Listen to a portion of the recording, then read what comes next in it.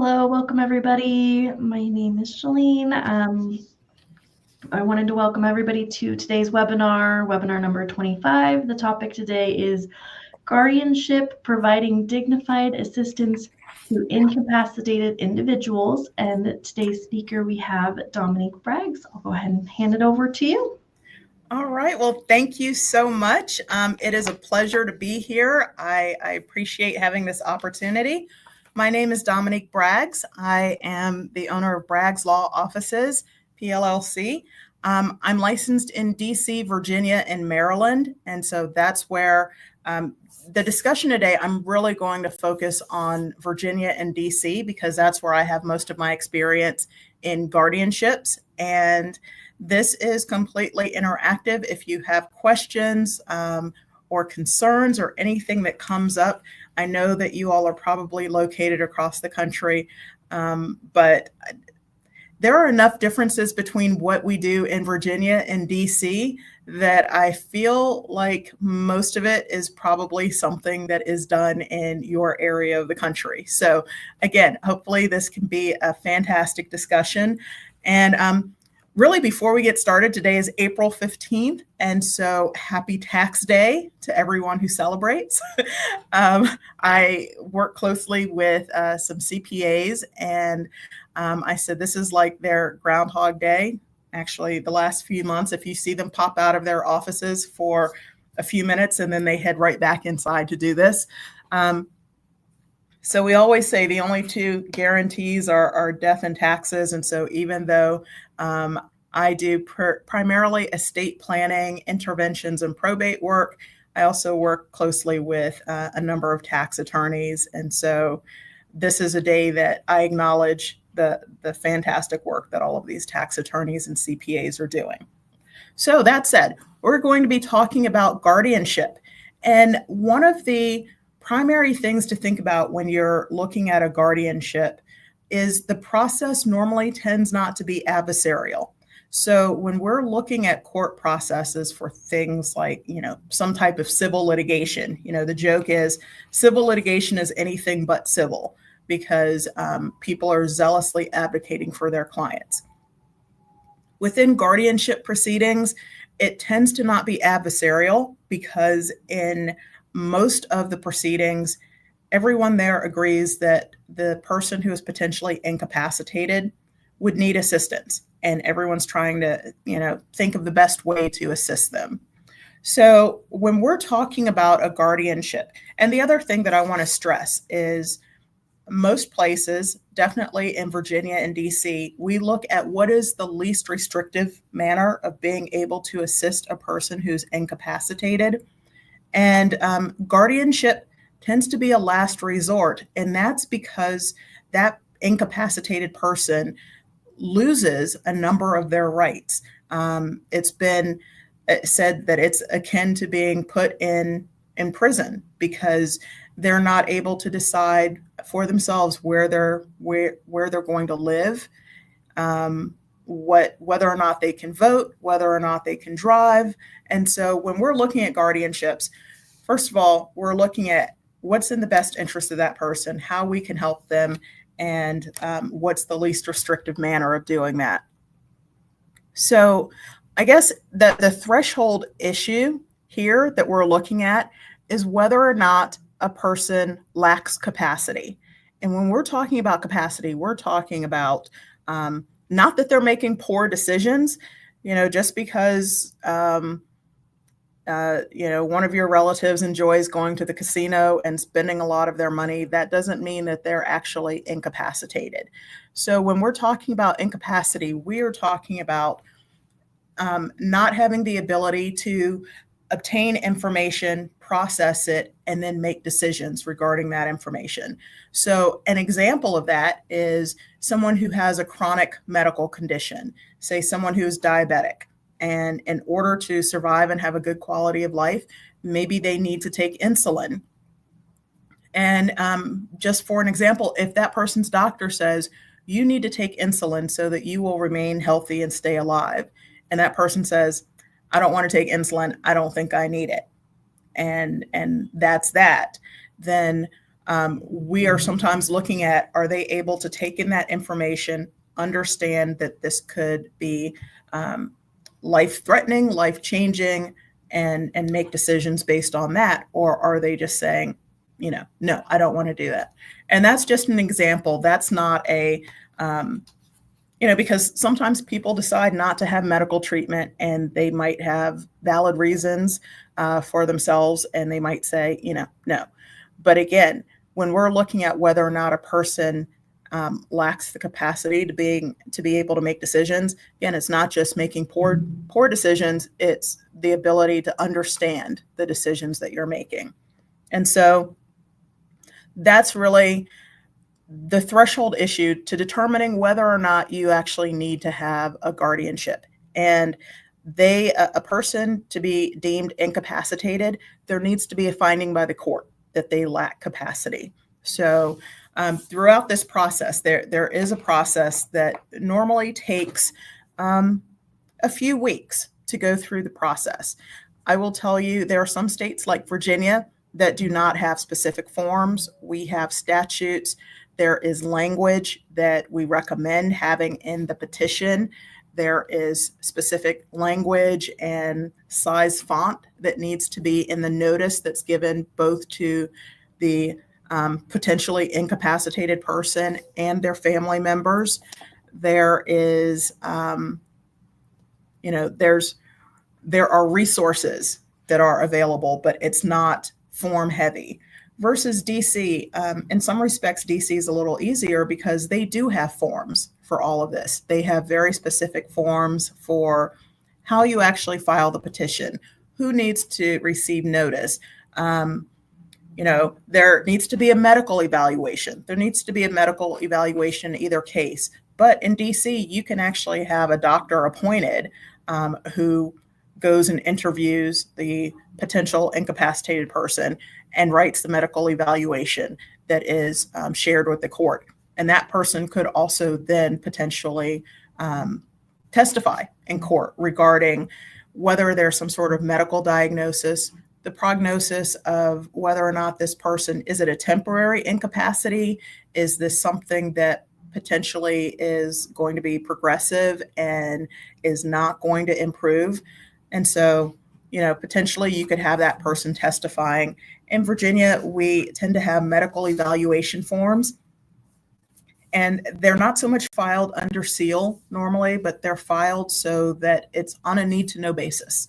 They're filed with the courts, so the judge will see that report. The guardian ad litem, who is the attorney who is appointed to be the investigator in the proceeding, will have access to that medical evaluation. But before I get too far off on a tangent, there's a lot of similarities. There's some differences between the jurisdictions.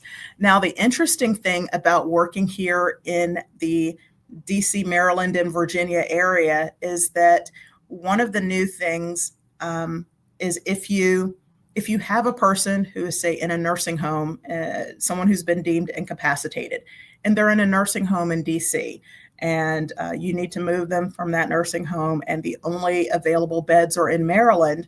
It used to be that you could just go ahead and move that person, but now you need to go ahead and go into court and get approval from the court to be able to make that move. Same thing with Virginia. Virginia has decided you need to have pre-approval if you are, say, going to move someone from a nursing home in Virginia to a nursing home in Maryland. And potentially these places could be within 10 or 15 miles of each other. So it's not as though you're moving someone hundreds of miles away. It could be a difference of moving someone 15 miles up the road. So I'm talking a little bit about the process, and I guess I should go back and talk about how we get to this point. I mentioned that the threshold issue is whether or not the person lacks capacity. And if the courts determine that they don't have the capacity to make to process and make decisions without assistance, then the court is going to determine whether or not they need to have a guardian or a conservator. And a guardian tends to be the person who is appointed to take care of the person's well-being. So where they're living, how, what sort of situation they're in, versus a conservator being the person who's in charge of their money, their funds, and their assets, and making sure that their assets are not wasted and are going to be available to assist that incapacitated person. And so, as I said, the courts determine whether or not, if a person is incapacitated, would they also be able to continue to participate with the assistance of a guardian or conservator. I had mentioned earlier that in most of these situations, it's an uncontested type hearing. It's non-adversarial because of that reason. But in some respects, in about 5% of the cases, it is contested. And a person who is potentially going to be deemed incapacitated has every right to object to the proceeding, to have counsel of their own to represent them, to put forth evidence and testify and cross-examine witnesses as to, why they believe that they're not incapacitated. So in, I would say, 95% of the cases, there's not going to be anything adversarial, but that's not true in every case. When we're looking at a guardianship, and I had mentioned this previously, we're looking at what's in the best interest of that person, but we're also looking at what's the least restrictive way that we can do this. And by that, I mean, is it possible that there was a power of attorney or an advanced medical directive that the potentially incapacitated person had already filled out and had already designated an agent to make decisions about their finances or their health care? In that case, that is something that's taken into consideration. And unless there are really specific reasons for it, those documents are not going to be disturbed by a guardianship proceeding. The other thing, when we're looking at, I was talking about powers of attorney and advanced medical directives. We also want to look at potentially supportive decision making.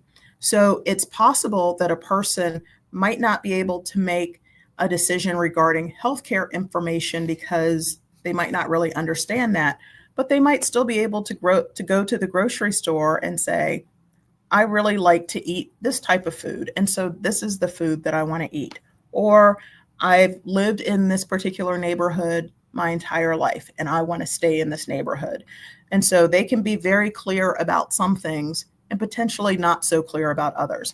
So when we're looking at, for instance, supportive decision making, we're getting the input of this potentially incapacitated person. We're talking to them to find out what they want to do, what they like, what they don't like. The other thing about most of these guardianship proceedings, most times, well, I won't even say most times, a lot of times the appointed guardian is a family member, but that's not always the case. And when that's not the case, then it tends to be a professional from a person from the legal profession, an attorney who is appointed as the guardian. And that's because there is a fiduciary duty that we have. When we are appointed as guardians, we have a fiduciary relationship with that person, meaning that we are to act in their best interest and to do, everything that we can to keep this as dignified and as helpful as possible for that person. I guess that's a good way of saying that. I mentioned earlier, quite a few people might have a vague idea about a guardianship and why a guardian might be necessary. They might have dealt with it with some of their family members as people are aging or as they are contracting some sort of illness, which might have an impact on cognitive abilities. They might need this assistance. And so people might have a vague understanding of what's going on, but a lot of times their ideas and impressions are based upon what they see in the news. So for instance, I I said, nowadays I don't have to do as much explaining about conservatorships because I can say, remember, Britney Spears had a conservatorship. And as soon as I say that, people say, oh, I already have an idea of what might have been going on. And then we go back through and we're answering questions about, okay, how does this specific circumstance differ, or why had it gotten to this point? Why was the conservatorship terminated at some point? And, when did she regain capacity and the ability to make decisions on her own? Same thing with guardianship. I was just saying, Senator Feinstein from California, she passed away in the last year or two. But prior to her passing away, she was in the Senate that entire time. But her daughter, I believe it was her daughter, had pursued guardianship because there were some things that her mother was not able to do, and she wanted to be able to assist her mother. And a lot of times people said, well, how can this person continue to have a job if they also need a guardian? I will say it really depends on the circumstances. It depends on what the person is having capacity issues with, and what, within their capabilities, what they can and cannot still do. Okay, I'm going to just ask if there are any questions right now. I don't know if anyone has been in the chat and has listed any questions. If not, I will continue to talk. I always say I'm an attorney. I love talking to people about just about anything. So I'll see if there are any questions or comments right now. And if not, we will continue on, and I'll keep talking about the process and the differences between DC, Virginia. I really haven't done any guardianships in Maryland, so there's not a lot that I can talk about in regards to that state specifically. I will say in Virginia, there have been some changes to the process, and so things are going to go into place very quickly. I think by July 1st of this year, everyone who is appointed a guardian who is appointed as a guardian, will have to have formal training, and they have to have training by the Department of Aging and Rehabilitative Services. And so that was legislation that Virginia had passed last year, and it's going into effect this year. They're working on the online training. They think that they're going to have that prepared by July 1st. As of this year, you will have to go through that training within 120 days of being appointed as a guardian. If you are already a guardian of a person, then you have until January of 2027 to complete the training. So this is something very new. It'll be interesting to see if this enhances the process, what sort of hiccups that we might come across with that. But that's something relatively new that is going into effect this year. Some items that went into effect in the last couple of years that have been major changes. Definitely, this is in Virginia, but as of July 2023, guardians and conservators had to have periodic review periods. And actually, DC had started doing this a few years earlier, where guardians had to go through a certification process at least every 3 years. But in Virginia, as of July of 2023, there's a periodic review of the guardianship within that first year, and then within every 3 years after that. And so it's the same sort of idea, the recertification, making sure that the guardianship is still needed, making sure that it's still within the best interest of that incapacitated person, and making sure that the person who is the guardian is taking their role and responsibilities very seriously and is doing what they need to do. The other new item that came into being in July of 2023 is that if there are people that the guardian wants to restrict as far as contact with the incapacitated person, you can now do that. You can get the guardian is authorized to restrict communications, to restrict visitations, and You do have to provide notice to the person who is being restricted. That notice has to include information about why there's a restriction, why you're asking for no contact. You should also provide notice to the incapacitated person, and you just have to be cognizant. Is this really going to upset them, or how much of this are they going to understand? But this is interesting because this process came about to ensure that, if you had people who were endangering that incapacitated person, this is a vulnerable person. And so we want to make sure that that's not happening. And so if we had someone who was taking advantage of them, trying to take money from them, being abusive in some way, you can restrict that contact. So that's actually something that, again, these guardianships, as we come across different processes, both DC and Virginia, and I'm sure other jurisdictions, are looking at the process that they have in place and saying, okay, these are things that we want to adjust and that we want to be able to do. So the process, I had mentioned the process earlier, and that it could take, somewhere between 6 and 8 weeks normally to go ahead and have a guardian appointed. It should be something that is the least restrictive manner, because the authorizations of a guardian are going to be what is in the order. So as we're going through the process, it starts with a petition being initiated. Someone, whether it's the social work department in the hospital, if it is a adult protective services department, if it's another family member that says, I think this person needs some help. I'm not sure what to do, but I think that they need some help. And so we want to get the courts involved to ensure they get help. It starts with the petition. Again, DC has specific forms for their petition. Virginia has code language that says this is what we expect to see within a petition. Things like this is where the person is from, how long they've lived here, what their native language is English their native language, what relatives or family members do they have here. And I'm going to stress at this point that, again, a lot of times the guardian that's appointed is a family member, but it doesn't have to be. It can be a member of the bar, an attorney.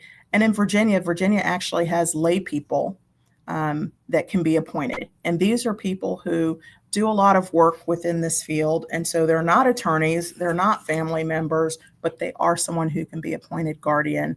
And they have experience working within the courts and working with people who have incapacities. So there's the petition that lays out, this is why we think this person needs to have a guardian. The petitioner can either do this by themselves, or they can have counsel to prepare the petition. Again, there's going to be the person who is potentially incapacitated has a right to have counsel. They can either pay for that counsel, or they can have counsel appointed for them. There's another party that is involved within the guardianship process. That's the guardian ad litem. This is basically a person who is an investigator. They're going to be appointed by the courts to investigate the situation, the living situation, work situation, finances, medical, and to see, does this person, is it in their best interest to have a guardian? Do they understand any of the process?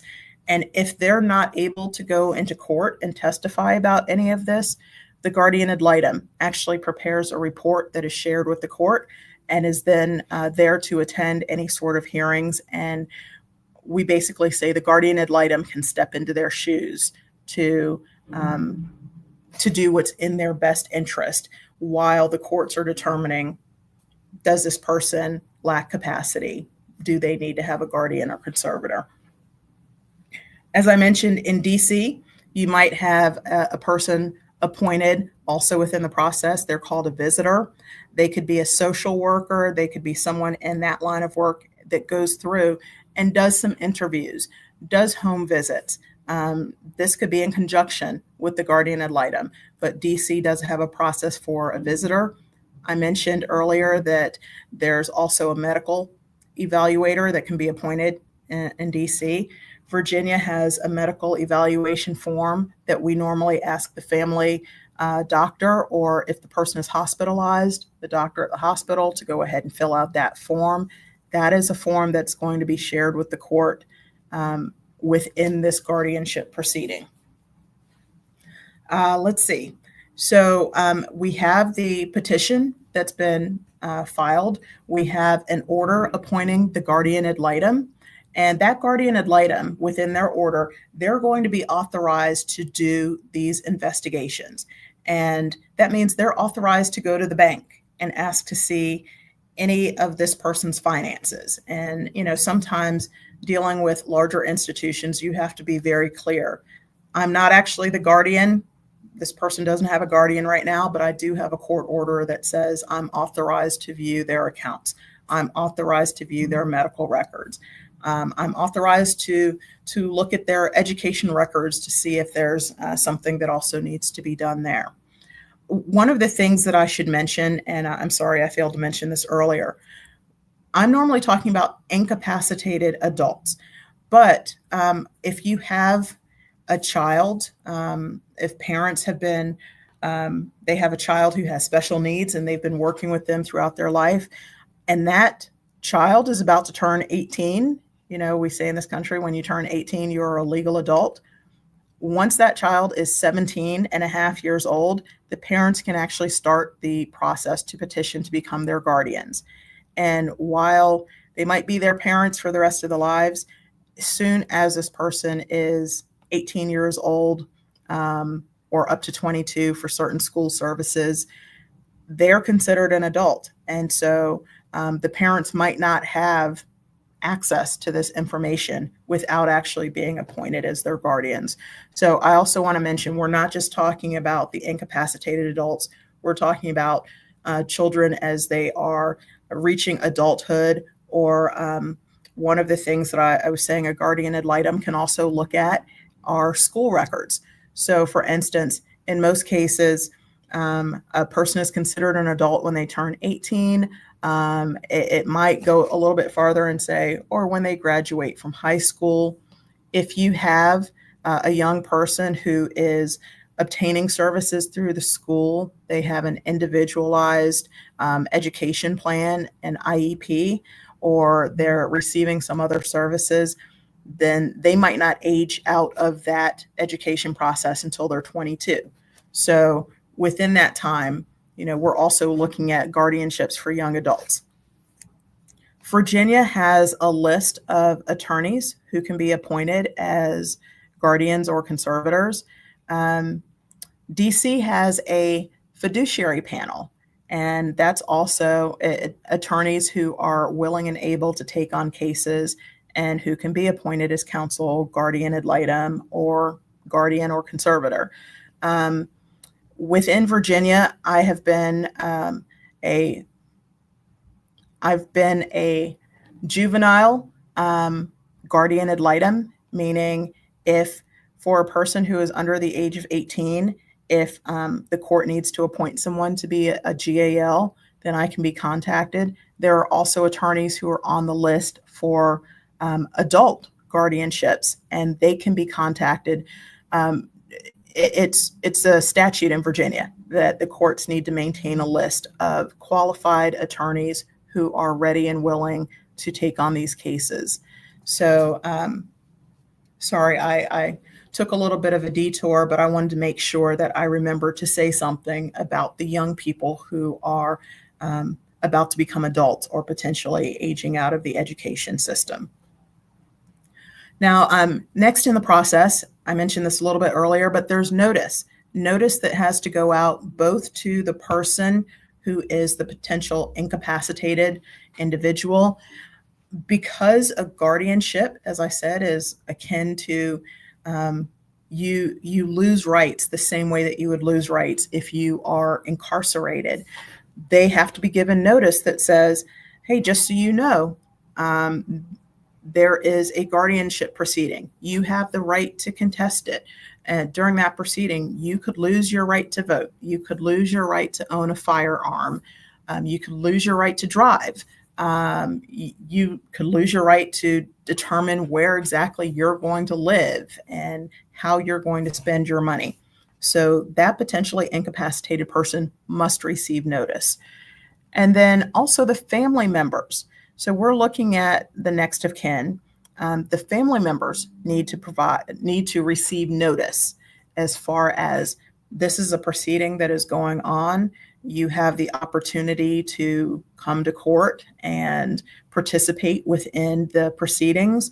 And this doesn't mean that you have to be appointed as guardian or conservator, but again, you can, because this is your family member, you can participate within this proceeding. And so the notice has to go, you have 2 sets of notice for that.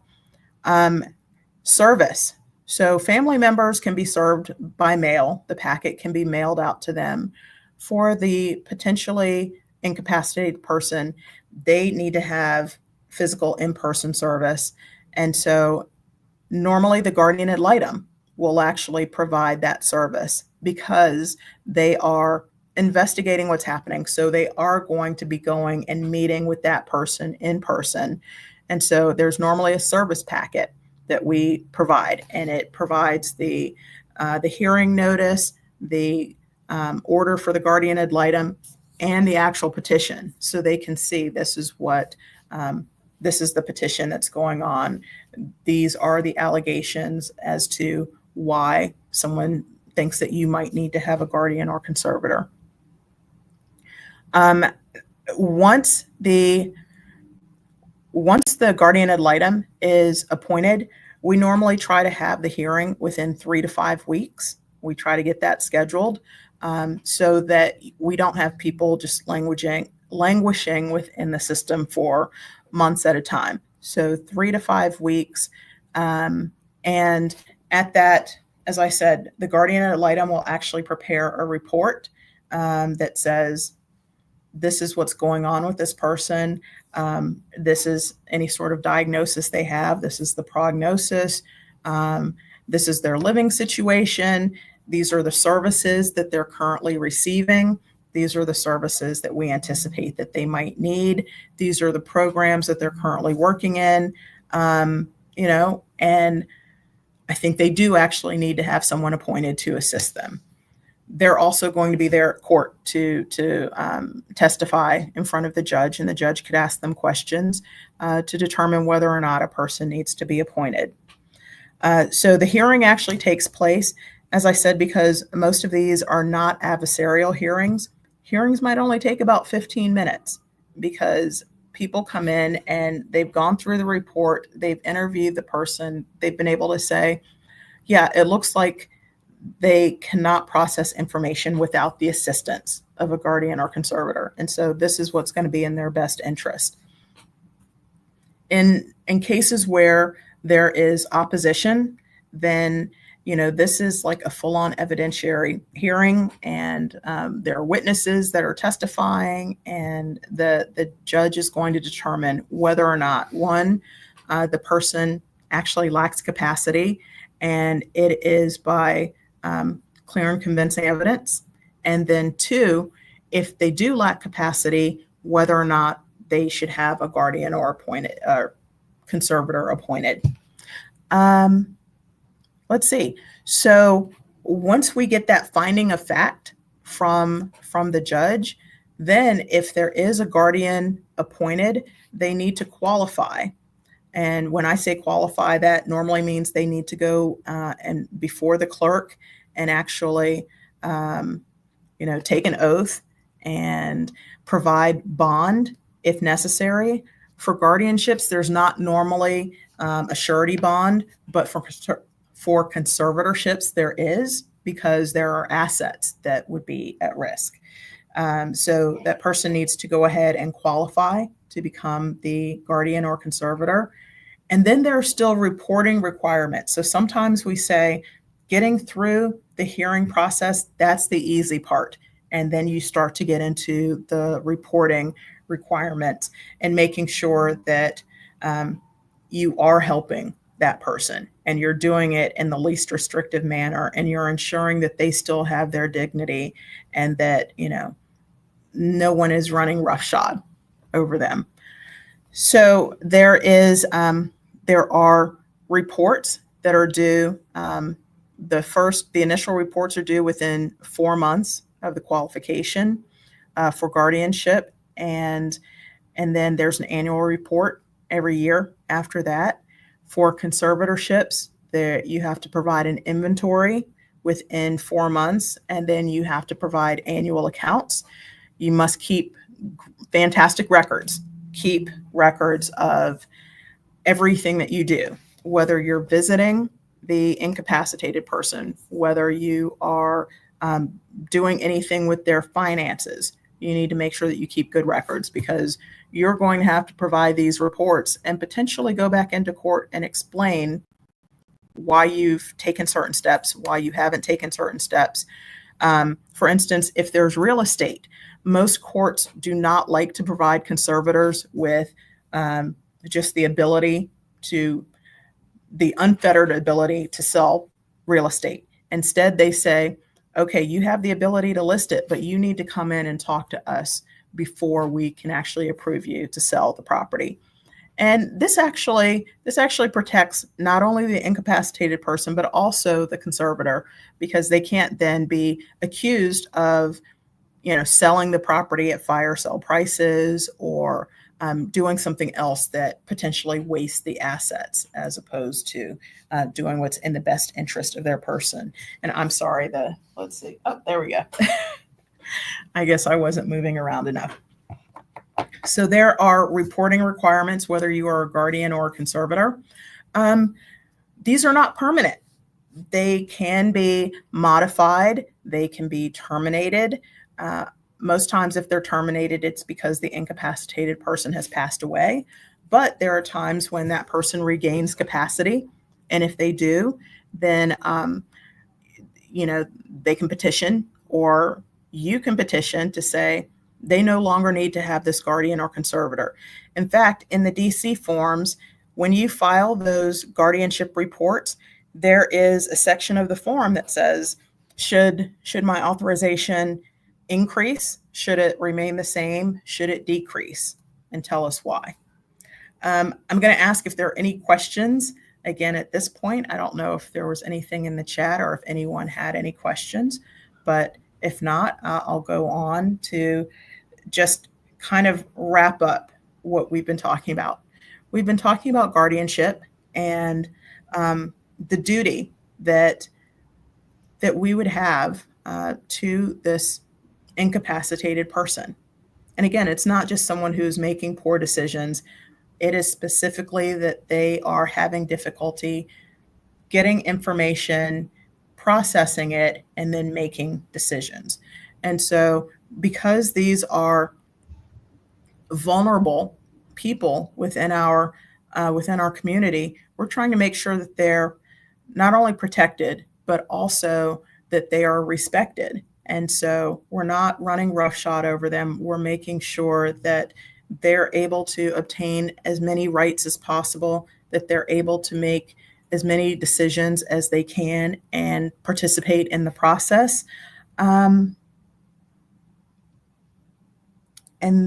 that's it. I don't think I had any questions about it. So I appreciate being able to talk about the guardianship process and what happens with a guardianship. And I think that's it. Thank you so much for listening. Perfect. I do see one question. I don't know if you've already answered this in your thing. Jeff asks, in your jurisdictions, are there different thresholds for different capacities? In North Carolina, a person can be deemed incapacitated by a court and still meet a testamentary capacity test to execute a will. That's a great question. And again, as I mentioned, it's not so much that we have levels of capacity, except that within the orders will state this person is still going to be able to drive, because without that being in the order, they lose that right. This person can still vote, or, something along those lines. As far as testamentary capacity, we can also have that put in the order that says they can still do estate planning, for these purposes. And when we're looking at testamentary capacity, a lot of times, as long as you know who you are and you know what you have and who you want to give it to, you are able to at least, you have that testamentary capacity.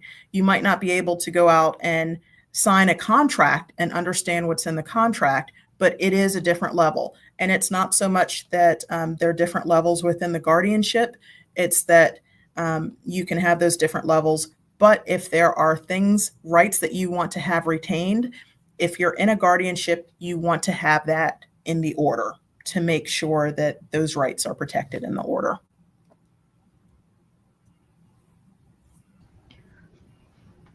Perfect. Okay, so I think that was the only question. Okay.